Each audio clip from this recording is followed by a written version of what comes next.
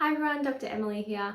So today we're going to run through some stretches for the knee. Now this is super important to help increase our flexibility and our mobility, which is going to in turn help with pain. So have a follow along, and if you have any questions, let us know. Okay, so the first stretch we're going to do is for the quadricep muscles. So the quads attach from our hip here down onto the top of our knee, and they're our main extensors. So what we want to do is we want to grab a chair. We're going to use this as support.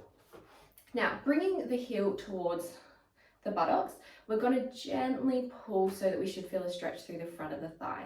Now, once you feel that stretch, you're going to hold that for 30 to 60 seconds, providing that there's no pain in the actual knee.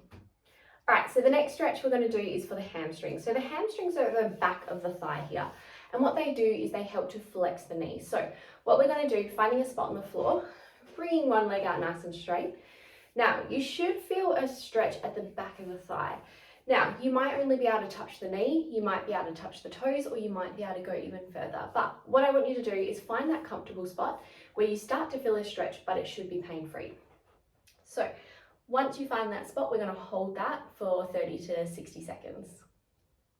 So the next exercise we're going to go through involves a foam roller. Now, these are really great because there's so many different uses, but today what we're going to do is we're going to release our ITBs. So our RTB attaches from the top of the hip down onto the side of the knee, and we see this one a lot in clinic, causing quite a bit of issues with knee pain. So what you're going to do is you're going to grab your foam roller.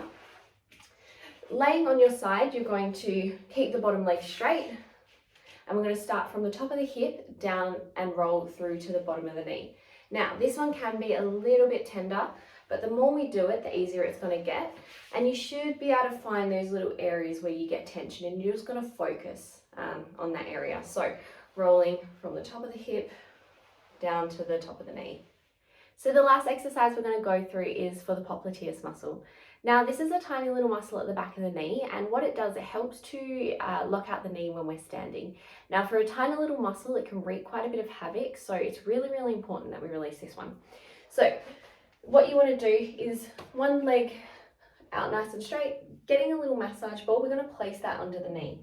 Now, as you extend the knee, we're going to drive that knee straight down into the floor, and we're just going to release through the back there. Now, you'll find little spots that are quite tender. This will be that little poplitease muscle, so we're just going to really release there until we start to feel at ease. Okay guys, I hope you found that super helpful, and if you ever have any questions, make sure you always reach out to us. Now we do always recommend that you have a chat to your chiropractor just to make sure that these exercises are suitable for you. But if you have found it helpful, please share them around, send them to a friend, and we will see you in the next video.